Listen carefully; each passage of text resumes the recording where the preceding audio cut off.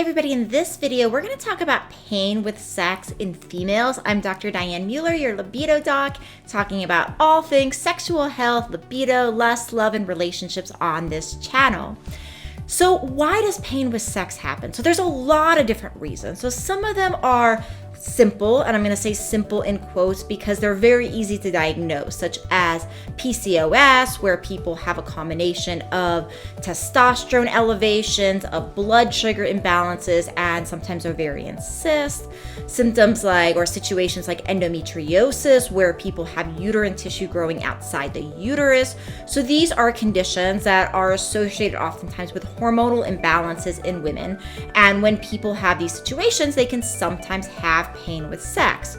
So the situation is with those types of situations is we want to basically balance hormones, balance blood sugar. Sometimes there's surgery done to do things like remove excess uterine tissue that's grown outside the uterus in cases such as endometriosis. So there's some work to do, but the thing with having these sorts of diseases, while they are incredibly challenging, is there are steps that are very logical steps to take that are often fairly well guided by the medical community.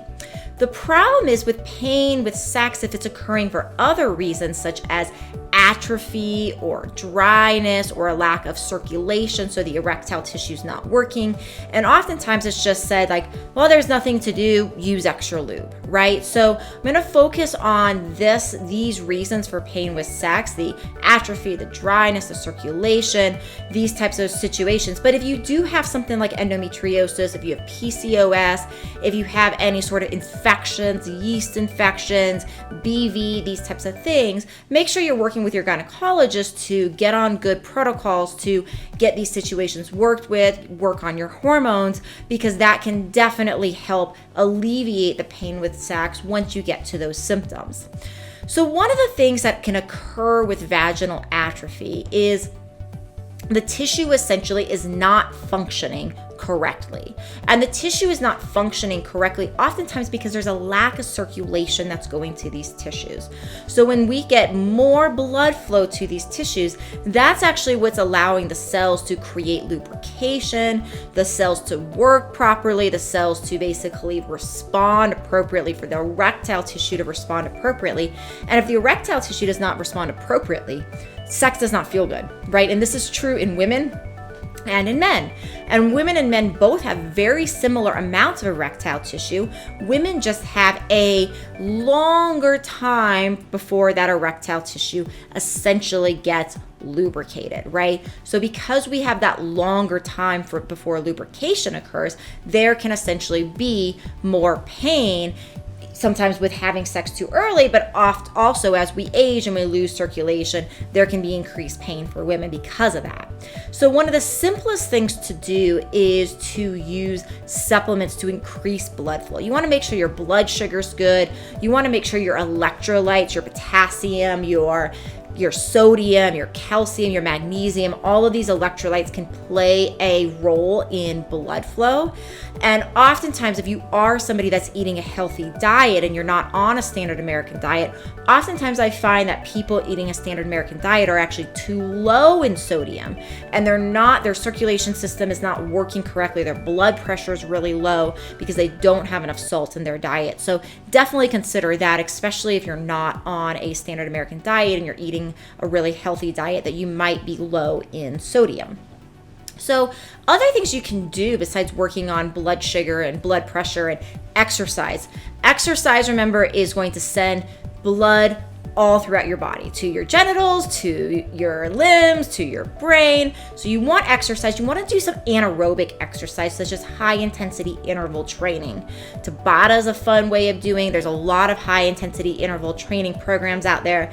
I'm really a big fan of somebody called Sydney Cummings. You can find her on YouTube. She has a ton of HIIT programs totally for free on YouTube. Her work is awesome. So if you need a free, easy guide, check out Sydney Cummings' work.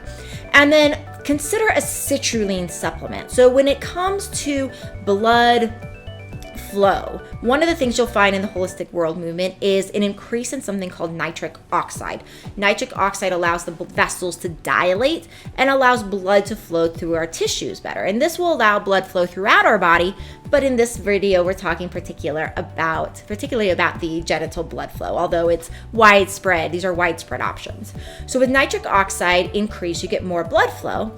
Then how do we get more nitric oxide? Well, there's 2 amino acids that are talked about in the market for increasing blood flow. And these 2 amino acids are citrulline and arginine. I want to take you away from the arginine. So amino acids are protein molecules, these small little molecules of proteins. And these 2 different ones, arginine and citrulline, are talked about for blood flow, but the research on arginine is not that great. The research on arginine is like, oh, theoretically this makes sense that it would cause this dilation, but when we actually see arginine applied to humans, we don't see this increase in circulation. So if you find that on the market, stay away from the arginine products and go to the citrulline, because we see in research that citrulline gets a much better result for blood flow. Make sure to check out some of my other videos on here, such as my video on vaginal prolapse.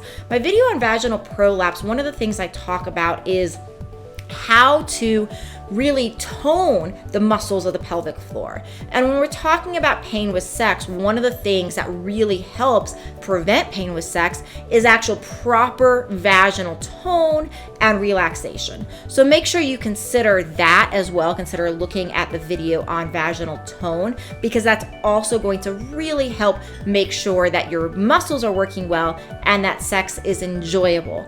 And last but not least, don't ever be afraid to use lube. No matter what age you are, no matter how well your body naturally lubricates, lube feels really good. We're going to make another video soon on lubrication, talking about the pros and cons of different lubes. We want to be very careful about what lube we're using. Certain types of lubes can change the vaginal pH, can lead to more infections more easily. We also want to be careful about what lubes we combine with what condom type, because that can lower the effectiveness of condoms. So please subscribe to this channel if you want to know when videos like that come out. I'm hoping to get that video out here in the next few weeks, but please subscribe so you get notifications of when videos like that come out, so you make sure you get that very important information. I get worried about the whole condom thing, because sometimes we can think we're doing the right thing, but we combine it with the wrong lube, and then all of a sudden the effectiveness of the condom goes down. So really important information I want to make sure you guys have. I hope this video on how to avoid pain with sex was helpful for you. I'm Dr. Diane. Please do subscribe, tell your friends. Please don't keep me a secret. I'll see you in the next video.